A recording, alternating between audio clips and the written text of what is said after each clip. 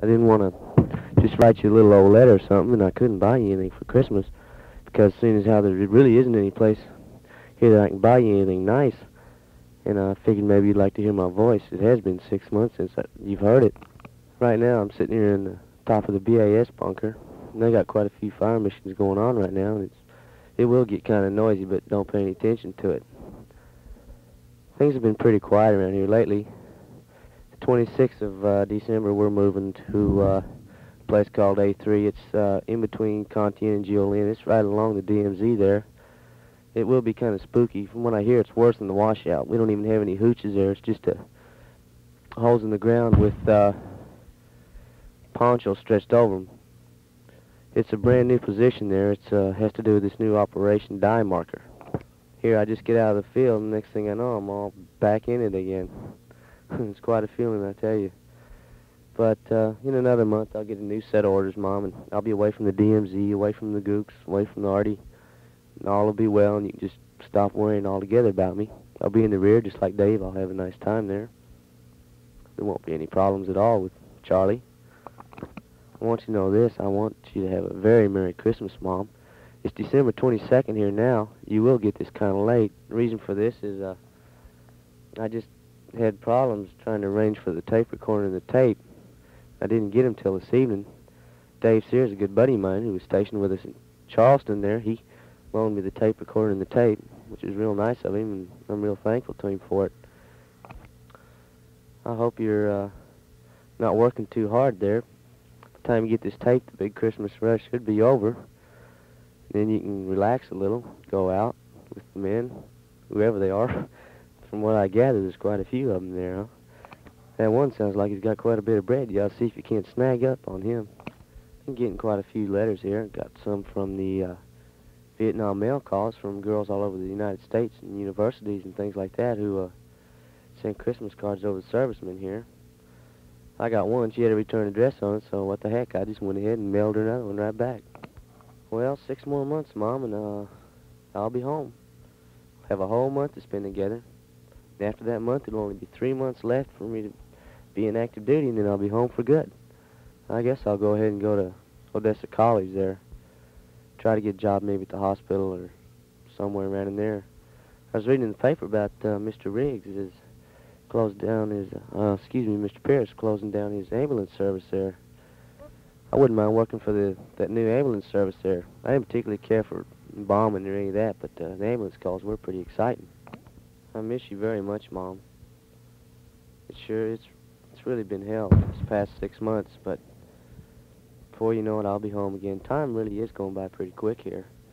Christmas is here, and the tree's really looking swell.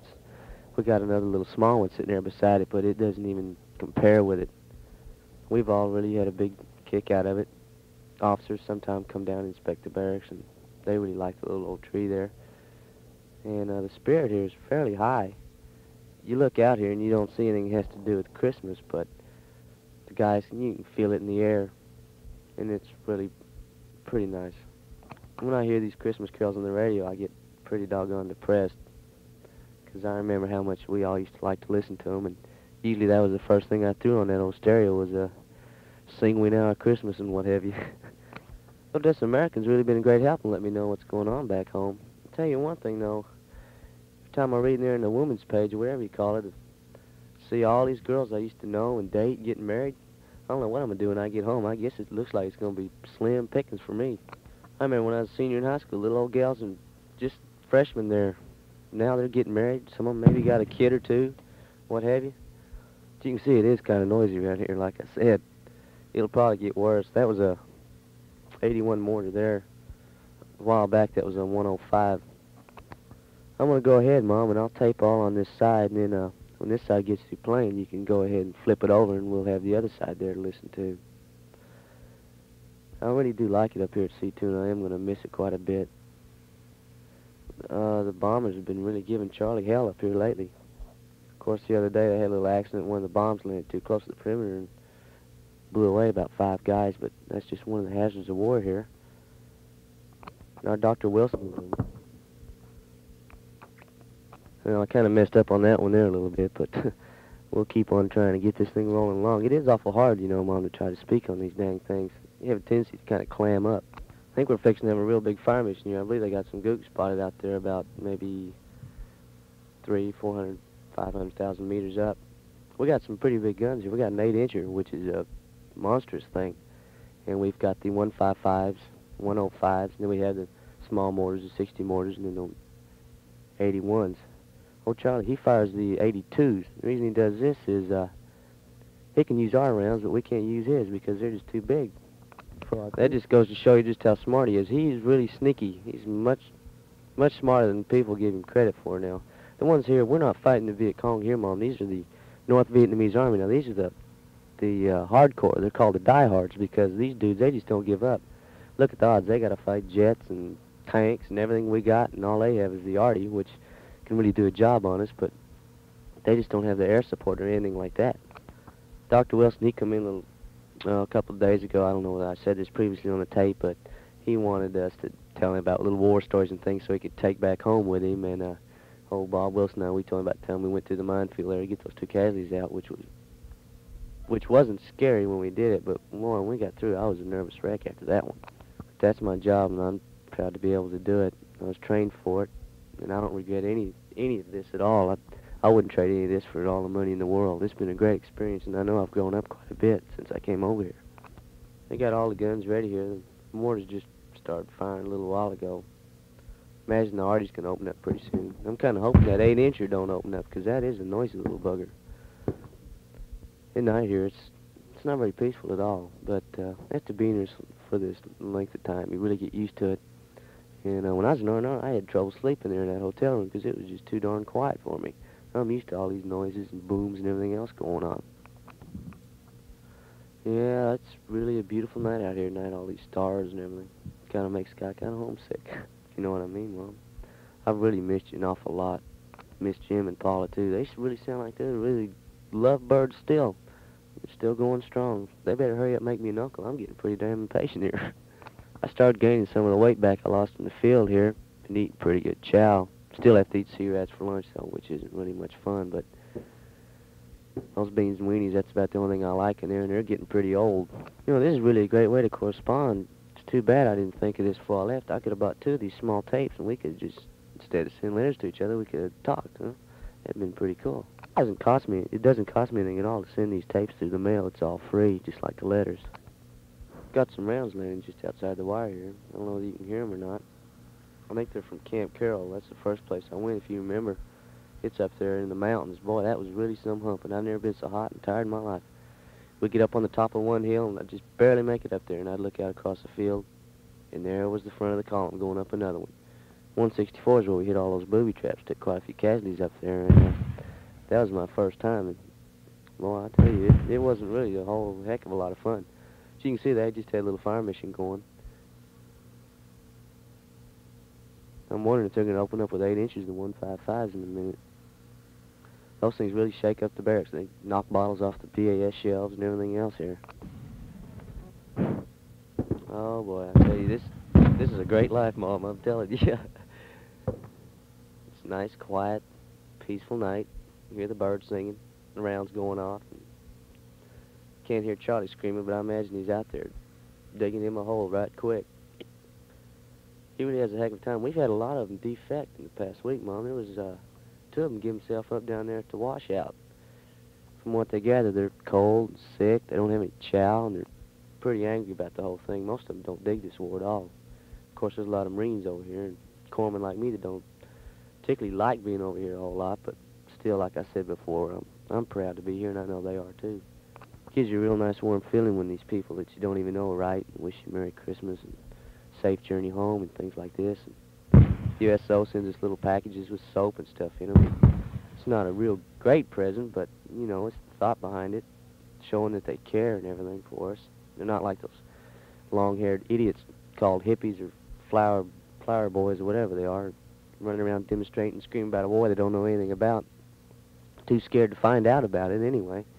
Well, I tell you, I hope I don't see one, because I think I'm just liable to skin him alive. I just don't like those kind of types at all. These acid heads, these LSD users. Well, hope those don't drown out my voice too much, Mom. This is really getting to be a lot of fun. I'm getting a big charge out of this. This is the most fun I had in a long time. Quite a gas. My voice sounds kind of funny. I've got a little bit of a cold. I've had one last week, but it's a lot better now. I'm trying to get rid of it before we move out. Feeling pretty good, though. Dr. Wilson, he checked me over and everything. I'm feeling pretty good now. Excuse me. Well, I was real sorry to hear about you and Dick breaking up, Mom. I really liked that old dude. Of course, like you said, we kind of liked him because he resembled Dad a lot. But I'm thankful one thing, he did get you out in the world and get you on the path going. Now you're on your own and you're having a real great time. And I'm just tickled pink that you're going out with these people, having a nice time instead of sitting at home like you used to in net and worry about me. You really don't have to worry about me that much. Good Lord, he's looking after me. We're uptight. We talk to each other quite a bit over here, believe it or not. Grandma, she's always around, taking care of me, watching out for me. And she was with me when I needed her most. Time up at Thien, we got hit real bad, got ambushed. Took an awful lot of casualties up there. I think I told you about that. I was really praying that night, I tell you. Old Charles, he really threw those rounds at us that day. That night after we got in the perimeter, he started chunking rockets at us too, and those things are really noisy. It sounds like a freight train coming, but most of them landed just outside the perimeter there. It wasn't really too much sweat. A lot of these Marines here, we had a lot of shell shock, battle fatigue, and some of these guys, they just can't take it. We had one come in the other day, and he was crying, and he was just a big mess, and went ahead and sent him into D-Med there in Dong Ha. Speaking of Dong Ha, that might be where I'll be going. I'm hoping not, because it's still, it's only about 3-4 miles from here now, and they get hit every once in a while, but I got a pretty good chance going down there to Phu Bai or maybe Da Nang. I'm praying for Da Nang. That's a swell place to be. That's just almost like stateside. Movies, bars, things like that, a lot of entertainment. And I'd give anything to see that Bob Hope show, the Christmas show he's putting on this year. I hear it's going to be a real gas. That Rachel Wells voice, she's really something else. I'd like to see that miniskirt she's got on. One said, oh boy, I tell you, the 155s, they're really opening up now, Mom. What do you think of that? Noisy, ain't it? 155s are opening up now. They're really giving them, you know what, out there. It's not just C2 here. It's Carroll's opening up, Dong Ha, Thien. As I said, Thien is opening up too. And it's a really good fire mission. These guys do a real swell job pounding them. It's just great. As long as it's going out, I don't mind. But that incoming, it's pretty hairy. Up at Thien, though, I didn't mind the income too much. We had pretty good holes and stuff, and it broke the monotony of the day. They usually hit us around 3 o'clock in the afternoon. We could almost set our watches by the time there. Got some mortars going off now. This is quite a sight at night, all kinds of lights. It's just like those fireworks displays we used to go to up there at the Coliseum. Just think, Mom, next summer I'll be home and we'll probably be able to go see those. Those are really beautiful. But it probably never would compare with this, because this is really something up here. Boy, I tell you, this is just the way it is, Mom. Remember me telling you about how it was here all the time, all the noise and everything? But believe it or not, we can sleep in this real easy. It just doesn't bother us that much at all. Of course, every once in a while, you know, it'll maybe sound like an incoming round instead of an outgoing, and it shakes us up quite a bit. But like I said, we have real good bunkers here. We've got about 14 layers of sandbags on them, and they're all huge wooden beams in them, and they're just swell. And you can even stand up in these ones, and we got racks built in them, and got a rubber lady, you know. It's like a little air mattress you used to blow up, you know, float around in the pool there. And I sleep on that, and have real nice blankets and everything. And our shower, we got a heater in our shower, and it's a real luxury. It's just great. And as far as we don't have any trouble keeping our clothes clean here. We just go ahead and send them into Dong Ha. That's one of the great privileges of being out of the field here. Just a little while ago, we had an ambush going out. Boy, do I remember those. A whole squad of Marines and one poor little old corpsman with his little old dinky 45. Of course, it's really not much fun going out there and sitting there out in the dark in the bushes waiting for Charlie to come diddy-bopping by. Last one I went on, we had to go in water waist deep, and oh, it was so cold out there.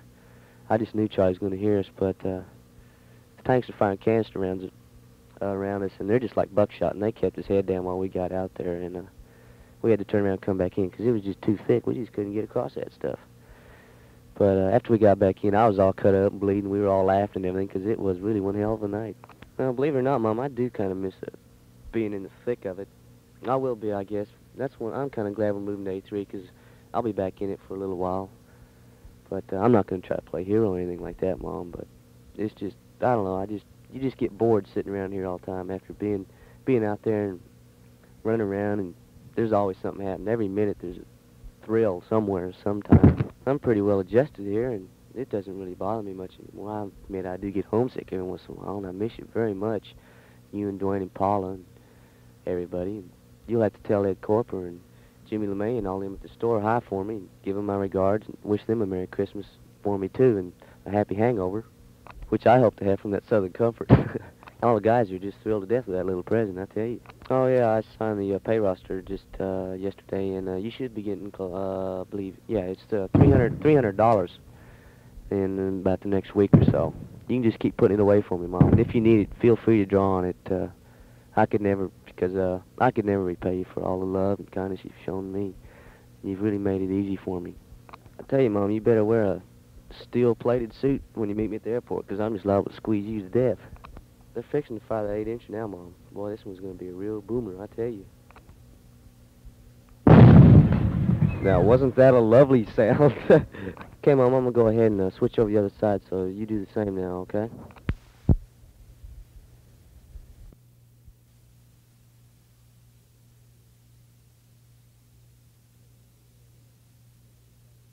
Okay, Mom, I went ahead and played the other side through. It sounds pretty good, and this side here I went ahead and used up quite a bit of tape here at first, so I could make sure I wasn't running back through it. I was shooting a bunch of pom-poms up out there at the washout. You know, that's where I was.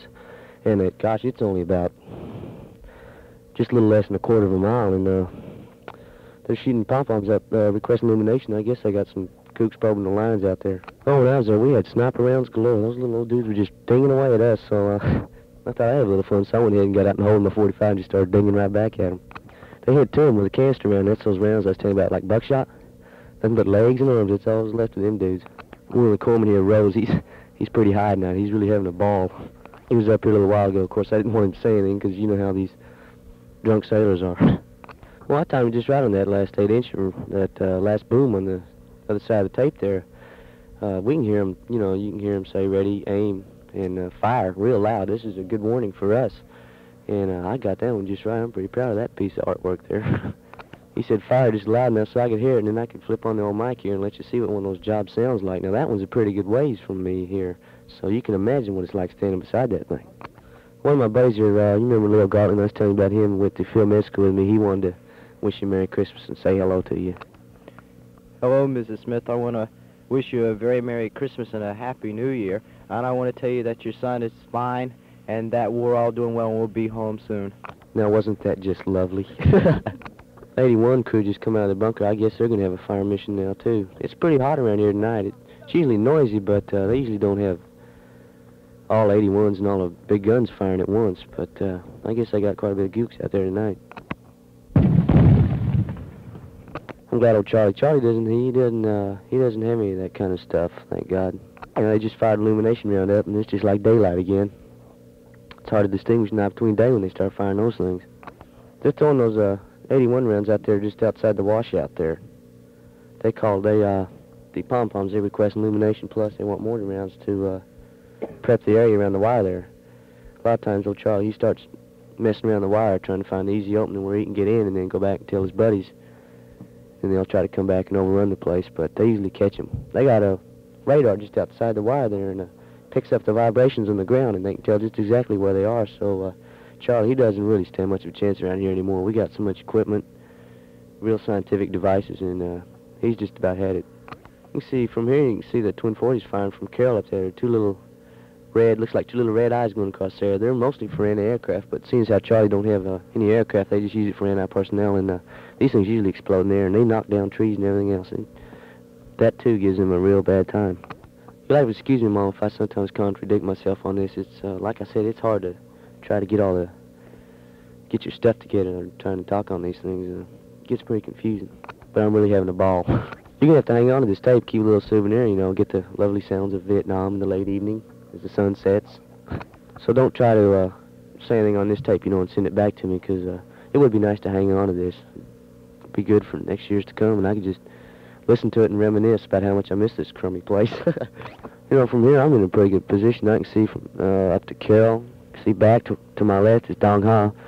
To my right is the Washout, and then a little ways past the Washout is Thien. And way over to the right of Thien is A3, and then there's Jiolin. Now, this is, you remember the map I sent you of the place? Well, I've got it mapped out just about exactly like it is. So that should show you about where I've been. And I should be a few more places before I get out of here. I've been almost all over Vietnam, I'll tell you. It's a really beautiful country. It's a shame they got a war going on here.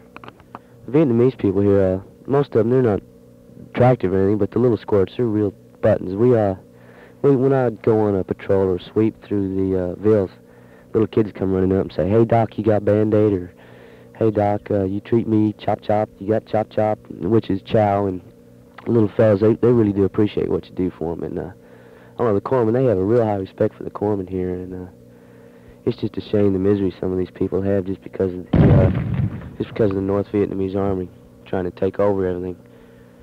I really feel sorry for these people. I guess I told you about the Vietnamese woman that got hit with that arty round from Charlie. That's just the way he is. He was trying to hit our patrol, but he overshot us and hit the Ville and killed the Vietnamese woman who had some small children there, and that was a pretty cold blow. Kind of upset me for a while, but there was really nothing we could do for her. And but the people, things like that, turn the people over to our side. And I know it sounds kind of morbid, but it's better them than us. These Marines they're much different than the stateside Marines. These are combat Marines. Now those ones in the States, they think that they're hot stuff, and these ones over here, they're real men. They're not the big show, no-go type. These guys here, they're real fighters, and they'll look after you. And I've got a great respect for these Marines, and it's vice versa. I'm sure they have respect for me. They've told me quite a few times, and they treat the corpsmen like kings over here. They call you squid and stuff like that, but well, we got another fire mission going. But they really don't mean anything by it. It's just a little joke. And we call them jarheads and grunts and stuff like that. They just fired illumination around. Those things are really bright. Well, this one didn't work out too good. The chute caught on fire, and it's falling pretty quick.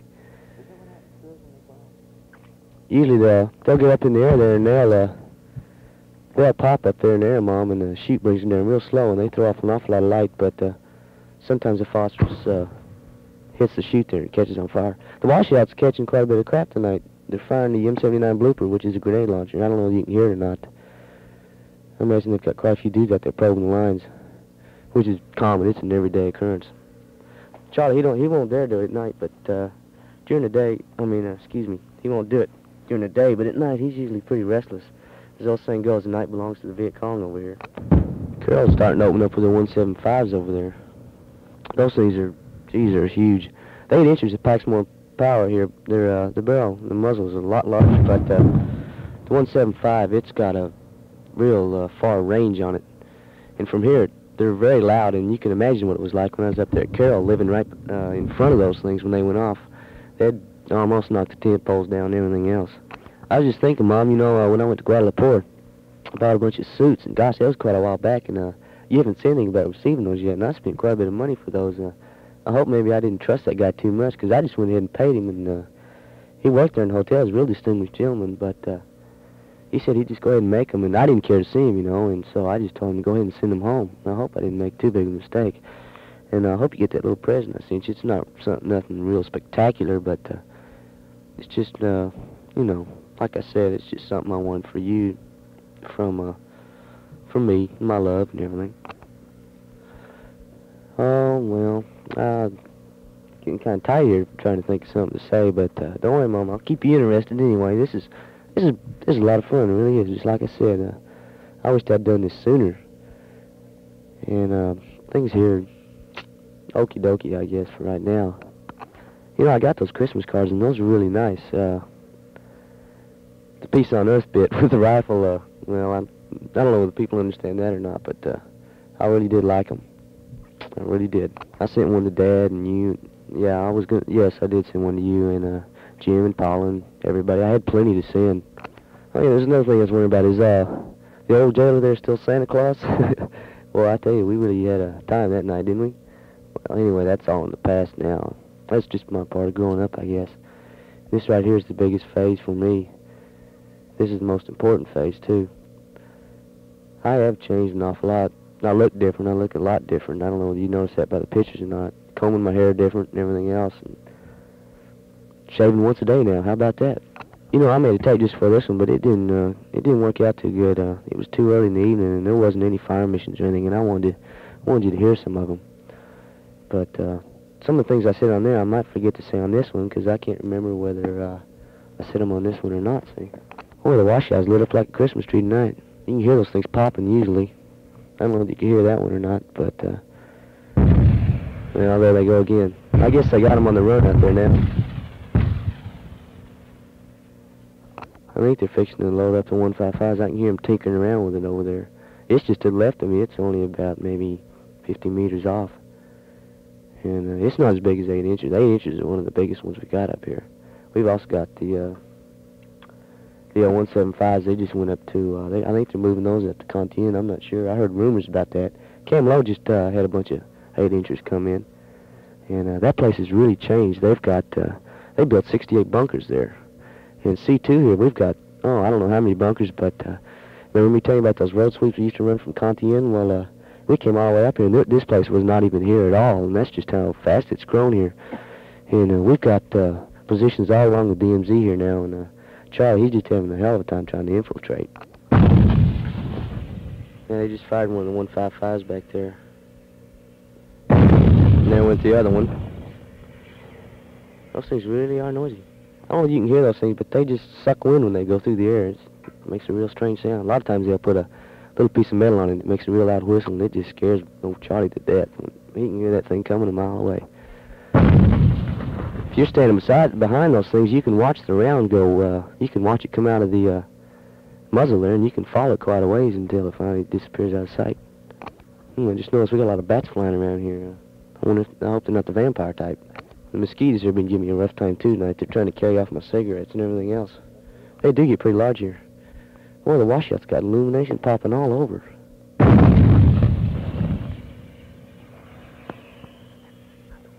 I'm wondering if they're going to start opening up with 8 inches again. They're giving a lot of firepower out there tonight. Best thing to do, Mom, is try to get quite a bit of volume on this, and you can pick up just about everything that is going on around here. If you get a good volume, it'll work out a lot better. I imagine the volume just changed here. I didn't have it on this little mark here for recording, but that's all right. You'll just have to go ahead and change the volume on it.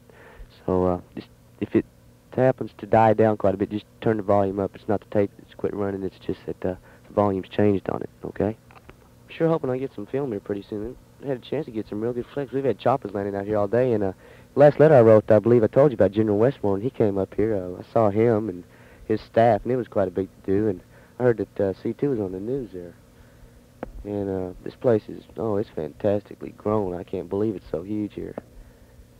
And like I said, they're pushing further north all the time here. Before you know it, we'll be knocking on old Uncle Ho Chi's back door.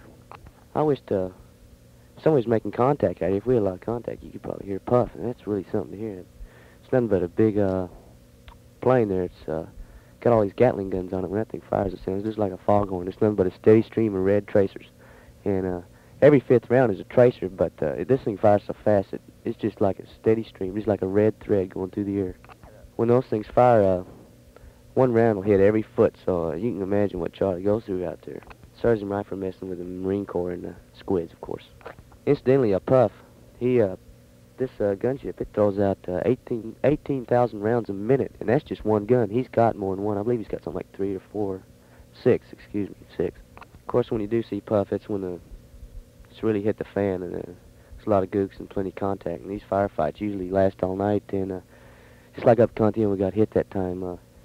There's usually a flare ship that accompanies Puff, and he drops these huge illumination rounds, and these little looms that the mortars, 81 mortars, are going up near now, they're nothing compared to these. These things burn for 10 minutes at least. And these things are equal to 1 million candle power, which is, you can imagine, a pretty bright light there. When they fire those things off, you don't even have to worry about lighting a cigarette, because usually at night when you light a cigarette, it's kind of dangerous to smoke it outside because of the snipers, but when those things go off and light up the sky, we can sit there and cook our dinner right there, and Charlie can't see because, like I say, it's just like daytime. You don't have to worry about smoking or anything. You have to keep down, though. maybe next time you see Jim and Paula, Mom, you can arrange for them somehow to listen to this tape, and I'll just go ahead and tell them that I love them and miss them very much, too. And then I'm looking forward to a little visit with them. I'll probably come up there to Albuquerque to see them for a while. Maybe they can line me up with some little old swinging chick that ain't married yet, which will probably be unlikely, seeing as how most of them are getting married. Leo, the one that just spoke a little while ago, he's writing Cousin Joe up there in Canada. He hasn't got an answer yet. Of course, he just wrote it a couple days ago, but I imagine she ought to be tickled with that. Oh, Leo, he says he's always wanted to write a Canadian girl. Well, I think all's quiet now. All the little green lights and stuff are out that they used to light up their positions when they're firing so they can see what the heck they're doing. And looks like to me they've all gone and hit the rack, which I plan on doing very shortly. It's now about 12 o'clock. It's getting kind of chilly. But like I said, the weather's been real nice. We had some real cold winds for a while there, and everybody was kind of hacked off because we started having ice cream when it got real cold, and we never hardly ever did have it during the summer. One time, though, up in Operation Kingfisher, that Thien, that bad one, they flew ice cream in on a chopper for us, and I waited at least 30, 35, 45 minutes just for one lousy little spoon of ice cream, but it was really worth the wait. And also, while I was there in Guadalajara, they had an A&W root beer, and I hit that place quite regular, cheeseburgers and all, milkshakes. Well, that was a real treat, something I never figured I'd appreciate. We've had the C-130s flying over here real low with the jet escort, and they've been spraying all the shrubs around here, killing them off, so Charlie doesn't have any place to hide anymore, and that is a part of this Operation Diamondback. You probably heard a lot about that back there in the world. And also here on McNamara's flew in the coop, which is about time. He didn't know what the hell he was doing anyway. Oh yeah, and 3rd Battalion, 4th Marines, 3-4, we're putting up a radar thing across the DMZ there, and this is going to stop a lot of infiltration too. Now 3-4 is the one battalion that Charlie's most feared of 3-4 because it has the worst reputation, and usually when we go out, they'll hit almost every other battalion, like 19, 29, and all those, and 3-4, they usually just leave 3-4 alone because 3-4 is living off its reputation. In Operation Hickory, they really kicked old Charlie in the pants. Well, Mom, tape's running out. I hope you enjoyed this as much as I have, and I want you to know I love you very much, and I hope you had a very Merry Christmas. And say hello to everybody for me, Joe Brown and all the guys there at the church, Don Williams, and say hello to all your little boyfriends there. Keep them tied up good. And so I guess I'll go for now. I love you very much, Mom. Take care. God bless you.